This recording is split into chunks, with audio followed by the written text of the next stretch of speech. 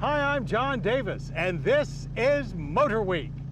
We're crossing wagon and electron streams in the Porsche Taycan Cross Turismo. Then it's all gas with two cars that scream the 1980s. Roger Mecca flies by in the original Ford Thunderbird. Then we'll slingshot back to Acura's compact here and now, the ADX. So come drive with us next.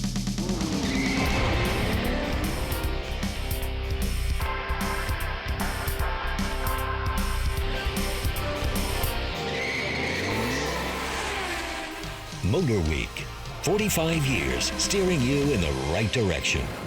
MotorWeek is proudly sponsored by Auto Value and Bumper to Bumper, a nationwide network of stores and shops providing major brand auto and truck parts and service from coast to coast and in your local community. Service is the difference. We get it. Learn more at autovalue.com and bumpertobumper.com. We're Tire Rack. We test tires and share our results. We stock over 1 million tires. We offer multiple installation options. We do this because we believe tires matter. TireRack.com. Earlier this year, we ripped around Roebling Road Raceway in Porsche's new Taycan Turbo GT. And while we love chasing lap times, most of what we do around here requires something with a little more practicality. That's where this Cross Turismo comes in. It adds just a bit of wagon-like versatility to the Porsche Taycan's mind-bending performance.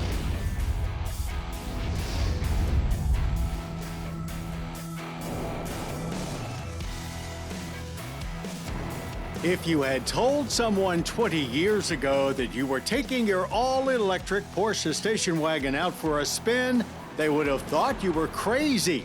Well, if you buy this 2025 Porsche Taycan 4S Cross Turismo, you are definitely not crazy. While we don't drive many wagons these days, we have tested plenty over 45 years of MotorWeek, very few of which you'd consider performance-oriented, though there are a few that come to mind. Jaguar's XF Sport Brake certainly looked the part, and Cadillac's CTS V-Wagon brought some serious V8 muscle. But one we've never been able to get out of our minds is Hennessy's Hammer Wagon, a heavily modified version of that CTS V. As crazy as that car seemed at the time, it doesn't even come close to this Taycan Cross Turismo, as this all-electric utility has oodles of Porsche DNA flowing through its miles of wiring and dozens of computers. It even manages to look and feel like a 911 from the driver's seat. Add in great comfort, room for four, and a spacious cargo area, it seems like the perfect road trip vehicle. Just know that you've only got 272 miles of fun before a recharge is required.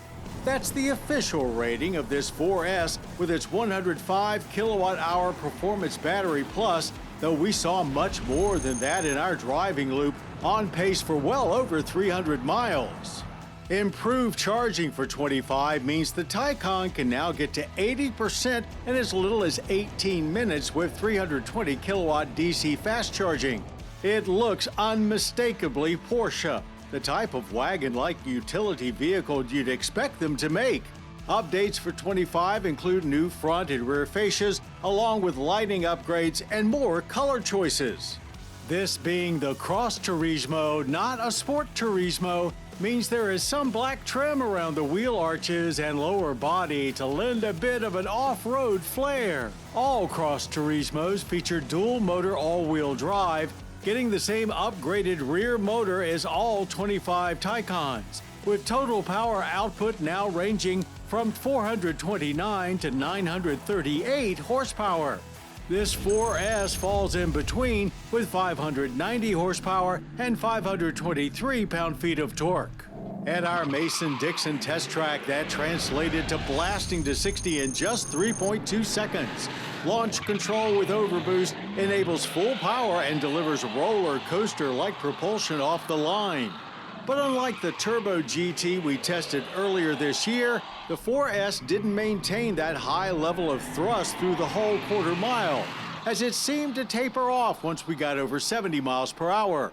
We still finished the quarter in a quick 11.5 seconds at 124 miles per hour. For a 5,000-pound vehicle, the Cross Turismo sliced through our cone course with relative ease, feeling extremely well planted. Balance was nearly perfect, only exhibiting some oversteer when we got a little too aggressive with throttle inputs. An adaptive air suspension is standard in all Taycans, but Porsche's active ride setup is available, negating virtually all body roll. Performance package adds torque vectoring plus and rear axle steering. In panic braking runs, there was some very long travel to the brake pedal, but very short actual stopping distances. We averaged just 91 feet from 60 miles per hour. Using 42 kilowatt-hour of electricity per 100 miles, the 4S Cross Turismo earns a fair efficiency rating. 25 Taycans get a host of updates inside, mostly revolving around more standard content and better functionality. Gauges are, of course, all virtual, but provide loads of information in an easy-to-read fashion. Cross Turismo pricing starts at $113,095. Our 4S about 14 grand more at $127,195. Working up to the top Turbo S at $213,695. The Porsche Taycan in all its forms has been a truly groundbreaking EV since the day it arrived. And updates made in style, range, and performance for 2025 have made it even more revolutionary. The 2025 Porsche Taycan Cross Turismo may still be more about power and style than ultimate practicality, but we wouldn't have it any other way.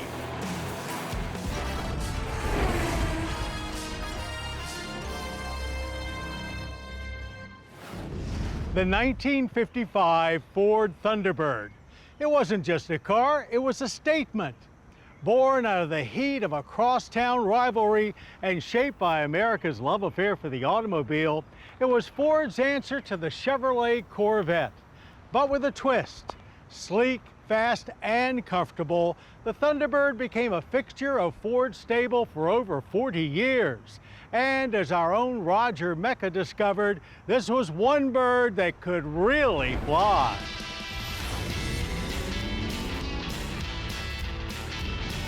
The 1953 launch of the Chevrolet Corvette sent waves through the auto industry. And though it had a rocky start with disappointing sales, it was America's first serious attempt at a true sports car and set a new benchmark. Ford couldn't ignore it. But instead of going head-to-head with a stripped-down, performance-first roadster, the team in Dearborn went in a slightly different direction. Ford knew that Americans wanted a sleek and sporty coupe to zip down Main Street USA, but they didn't want to sacrifice elegance and comfort the way the Corvette did. The result was the world's first personal luxury car, the Ford Thunderbird. Design work on the Thunderbird began in early 1953, and it made its debut as a concept at the Detroit Auto Show in February 1954. Wasting no time, Ford began selling it later that year. And their hard work paid off. In the first year alone, Ford sold over 16,000 of them. The Corvette, on the other hand, had sold just 700 in its first year. In fact, it would take Chevy more than 5 years to sell 16,000 Corvettes. Ford had hit the jackpot. One of the reasons why the Thunderbird was more successful than Corvette was what was offered under the hood, 8 cylinders. Today, V8s and Corvettes are synonymous, right? But in 1955, an inline 6 was a standard engine on the Corvette. Ford owners were enjoying a 4.8-liter V8.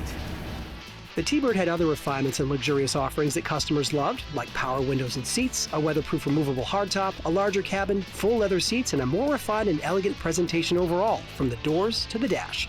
The public embraced the idea of a chic two-seater vehicle that prioritized a smooth and luxurious driving experience over pure track performance. But that doesn't mean the Thunderbird was a slouch behind the wheel. Remember, it was designed to beat the Corvette out here on the road, which it did. The Thunderbird had 192 horsepower, getting the car to 60 in around 9 seconds, a quarter-mile time of around 17 seconds, and a top speed of 120. Not fast by today's standards, but those were impressive numbers in the age of Eisenhower. In fact, these figures challenged many European roadsters of the time, but with a level of comfort and style that set it apart. And the Thunderbird was relatively light, weighing just over 3,000 pounds. That means the car is much more nimble than it was presented, and while it won't set any lap records, this refined cruiser also doesn't mind the twisty stuff. All in a package that offered luxury and sophistication that few competitors could match. It wasn't long before Ford's competitors started making personal luxury cars of their own, trying to capitalize on this new genre that Americans suddenly loved. Car lots were soon full of a wide range of options like the Chevy Monte Carlo, the Buick Riviera, and the Oldsmobile Toronado. While the first-generation Thunderbird only lasted until 1957, it was just the first in a long 40-year legacy. Later, it would evolve into a much larger, more luxurious cruiser until production halted in 1997. In a final attempt to revive the Thunderbird, Ford introduced a completely redesigned edition in 2002. This 11th generation model was a nostalgic throwback to the original 55 design, featuring a two-seat layout, a powerful V8 engine, and a retro look. The car's styling was a critical hit, and initial sales were strong, driven by baby boomers' fond memories of the original. However, the nostalgia-driven sales proved to be short-lived. The car's impracticality, high price, and lack of true performance made it a difficult sell to a new generation of buyers. As the initial buzz wore off, sales plummeted, and Ford finally put the T-Bird back in its cage for good in 2005, effectively ending the personal luxury segment as we know it. But the spirit of the personal luxury car, bold design, a powerful engine, and a focus on comfort didn't disappear. They were simply transferred to other vehicle types. Luxury SUVs, four-door coupes, and sports sedans all offer the balance of sportiness and indulgence of that first Thunderbird. So while the T-Bird may no longer be with us, its all-American blend of elegance and excitement lives on. 12 months have passed and 11,538 miles have been driven. So with much sadness, it's time to say goodbye to our 2024 Subaru Solterra EV. Sure, it's maybe a bit quirky and definitely heavy-handed with the safety warnings, but what else would you expect from the first EV from Subaru? And for a first effort, it got all of the important things right. Good power, great comfort, and all-wheel drive traction that easily got us through a mid-Atlantic winter. As you might expect from an EV created as a joint effort by Toyota and Subaru, this Solterra has been extremely solid for us this past year. Yeah, we wish there was more range and that it could charge a little faster, but both of those things have already been addressed for the 2026 Solterra. But as for this one that we've been testing all year, the powertrain is as smooth and quiet as any of its competitors, and it offers the acceleration performance you're just not going to get in any other Subaru SUV. It's been a rewarding year in this Solterra. We'll see how things are progressing with our Kia Carnival People Mover on the next MotorWeek long-term road test update. Every now and then, a new player tries to break into the automotive game. Back in the 80s, we saw two compact efforts from two very different quarters of the world. One stuck around, the other didn't last so long. Well, here's what we had to say about the Hyundai Excel and Yugo GV. In the East, dealers are selling their Yugos before the cars are even off the boat. The reason seems to be the Yugo's advertised $3,990 base price. At only 1,800 pounds, the easy-to-handle front-drive Yugo carries most of its weight in the front. Hey, what do you want the Yugo? The whole car is based on Fiat components, all built in Yugoslavia. Under the hood is a 1.1-liter overhead cam four-cylinder, but a 0 to 60 time of 16 seconds is comparable to most base import economy models. That still means, though, that you have to allow plenty of space for pulling onto an interstate. The dash is stylish and attractive, though for instrumentation you get just the essentials. A 4-speed manual is the only available transmission. All told, the Yugo design is a bit dated. Of course, there's no way of knowing how reliable the Yugo will turn out to be. But if past Fiat durability is any guide, buyers shouldn't exactly expect it to last forever. And if you understand the Yugo's limitations at the beginning and can actually get one for a price near the advertised $39.90, then the little Yugo could be a viable everyday in-town commuter. Our next new country import, the Hyundai Excel, has a suggested price range of $5,500 to $7,500. For a car this size, there's plenty of passenger room. And with the sedan's wide rear doors, getting in the back is easy. The rear windows roll all the way down, too, a feature some luxury cars don't even have. The Hyundai also has lots of little standard features. There's full carpeting and heat vents for the backseat passengers. The Excel can be had with one of 3 transmissions, a 4-speed, 5-speed, or a 3-speed automatic. But there's no doubt that this is an economy car. If you're too frugal to order an option like cruise control, they still comment on your economic status by continuing to mark the non-functioning switch. And the spare tire cover is crude cardboard, although the sedan's trunk is large and opens all the way down to the bumper. Under the hood, there's a 1.5-liter overhead cam 4 that was designed by Mitsubishi but built by Hyundai. So, as you might expect, the Excel performs and feels about like a Japanese front-drive sedan. The fit and finish on our early production car was good, with no squeaks or rattles. Only the radio failed to work as advertised. So both the Hyundai Excel and the Yugo GV are more than funny foreign flukes. They just may be the first successful wave of a new low-price import invasion. The express lane is open, just in time for this week's Quick Spin. A new Toyota RAV4 is here for 2026, and it's giving buyers of this immensely popular compact utility even more options while also taking an all-hybrid approach. All RAV4s are electrically assisted in some fashion, be it plug-in or traditional hybrid. In either case, a 2.5-liter inline-4 is paired with 2 electric generators and a CVT. Front-wheel drive hybrids see 226 horsepower. All-wheel drive hybrids boast 236 horsepower thanks to a rear electric motor. The plug-in hybrid, which also has a rear electric motor for standard all-wheel drive, sees up to 324 horsepower. All right, now I'm behind the wheel of the 2026 Toyota RAV4 Hybrid Limited, and some of you may know that I own the 2024 RAV4 Hybrid Limited. So it's been really fun driving this around and comparing the driving dynamics.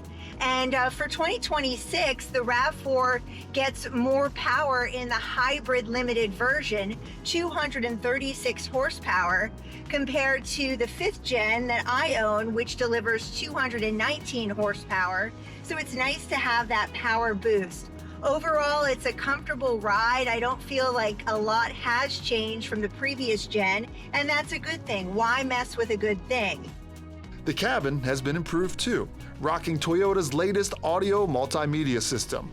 This 12.9-inch screen is bigger and more responsive, and other interior changes, like the new center console, are more practical. 2026 RAV4s start appearing in Toyota dealerships later this year, starting around $33,000. Plug-in hybrids arrive early next year, pricing to be determined. And you bet we'll have a full road test soon. The Audi S3 continues to strike a balance between the A3 and RS3, but 2025 sees it inch closer to the RS threshold. The S3's standard all-wheel drive powertrain sees a bump of 22 horsepower for 2025, now up to 328 horsepower total, generated by a 2-liter turbo 4. A 7-speed dual clutch delivers all 295 pound-feet of torque to the pavement, now felt in a wider range on the tack between 2100 and 5500 RPM. These improvements only further refine this granular recipe of the Sport Daily. The S3 is a nice performance upgrade over the already sporty A3. You have over 100 more horsepower here, so it is pretty quick. And the DCT does a really great job of putting power down very smooth. The suspension is stiffer, which means we have noticeably better handling, but not so stiff to make daily commuting uncomfortable. I'm in dynamic mode, and I've been driving around town in it, and it's still very comfortable for any daily commuting. So in a world where sports sedans are getting heavier and bigger, it's refreshing to drive one that's so lightweight and well-balanced. Borrowing tech from the Elite RS3, a rear torque splitter and new suspension components bolster stability and traction, and overall tuning to both hardware and software further sweeten the deal. A deal starting around $50,000 with destination. For something that's just as fun as it is sensible, that's not totally unreasonable. And we'll have more quick spins soon. No matter how established your brand is, welcoming new buyers into the fold is vital to staying relevant and for long-term success. Sometimes that means a shift in focus or even entering a new segment. Well, Acura is thinking big by going small with their littlest SUV yet, the ADX.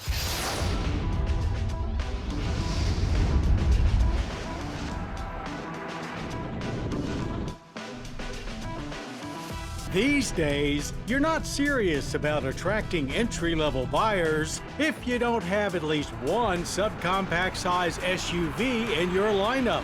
So consider this 2025 ADX Acura's intention to be a full member of the club. Thankfully, it doesn't strike us as a direct reinvention of Honda's HR-V or even a utility version of the Integra, having more of a spacious CR-V feel to it, along with that great Civic vibe. So, parts bin or not, interior materials are a clear step up from Honda, and Acura has also restrained themselves from going tech overload with a refreshingly simple and easy-to-use control layout, along with a familiar Google-based 9-inch touchscreen display up top. Acura was also able to include a nice traditional shifter in the center console while still allowing for open access to a wireless phone charging pad. This 10.2-inch precision cockpit gauge display for driver info is standard. This 15-speaker premium sound system, an upgrade over the base 8-speaker setup. Front seats are sporty looking, but also very comfy and ventilated as part of the A-Spec appearance package, which also includes a panoramic sunroof that adds to the overall spacious feel. There's a good amount of space for rear seat passengers who get their own pair of USB-C charging ports. The ADX sports the 1.5-liter turbocharged four-cylinder from the Integra, but slightly detuned here for crossover duty at 190 horsepower and 179 pound-feet of torque. It works exclusively with a CVT, and the expected high levels of engine noise make for a very un-Acura-like experience, though there are some nice metal paddle shifters to play with. And the rest of the driving experience is quite playful too. The suspension is well sorted, delivering a great ride for a small SUV, but also handles curves eagerly, all without getting upset by bumps in the road. Seemingly everything has been sport-tuned according to Acura, and that of course includes the fully independent suspension setup. And we did find it quite nimble in our handling course, zipping through without any oversteer or understeer. Integrated Dynamics offers up to 5 drive modes, including a customizable setting. Though in all modes, we found the steering to be light and a little vague. All-wheel drive is available, though not the super handling sort, but grip was still plentiful through the cones. In straight-line runs, there was a nice little jump out of the hole, but then it quickly settled down into a more moderate pace, taking 8.7 seconds to hit 60 miles per hour. The CVT has simulated gear shifts, and while they do break up the extended high RPM engine noise of typical CVTs, it comes at the cost of losing momentum with every blip and made for a long 16.7-second trip to the end of the quarter mile at 87 miles per hour. Other than some very soft brake pedal feel, panic stops from 60 miles per hour were good, averaging a short 110 feet with very little nosedive. Most of our staff really liked the ADX's tall hatchback vibe and its planted stance, aided by a big rear spoiler and dual exhaust tips unique to the ADX. A-Spec comes with 19-inch aluminum alloy wheels. For a subcompact, there's a great amount of cargo space behind the standard power liftgate, 23.2 cubic feet in back and 53.9 with rear seat backs folded. Pricing starts at $36,350. Adding both A-Spec and Advanced packages will take it to $43,350. All-wheel drive is a standalone $2,000 option. If the 2025 Acura ADX is all about welcoming new buyers into Honda's premium brand, they have done a great job of delivering the full Acura experience at a lower price point. Even current Acura buyers looking to downsize will find a lot to like in the ADX. Well, that's our show. I hope you enjoyed it. Now, for more MotorWeek, including daily news updates, podcasts, and even complete episodes, cruise on over to pbs.org/MotorWeek. And I hope you'll join us next time for a plug-in hybrid that's more smiles per gallon, the Mercedes-AMG E53, and the latest on a Volkswagen bestseller, the Tiguan. Till then, I'm John Davis. We'll see you right here on MotorWeek. To learn more about MotorWeek, television's original automotive magazine, visit pbs.org/MotorWeek. The MotorWeek app, which includes our latest reviews and feature stories, is now available for mobile devices. MotorWeek is proudly sponsored by Auto Value and Bumper to Bumper, a nationwide network of stores and shops providing major brand auto and truck parts and service from coast to coast and in your local community. Service is the difference. We get it. Learn more at autovalue.com and bumpertobumper.com. We're Tire Rack. We test tires and share our results. We stock over 1 million tires. We offer multiple installation options. We do this because we believe tires matter. TireRack.com.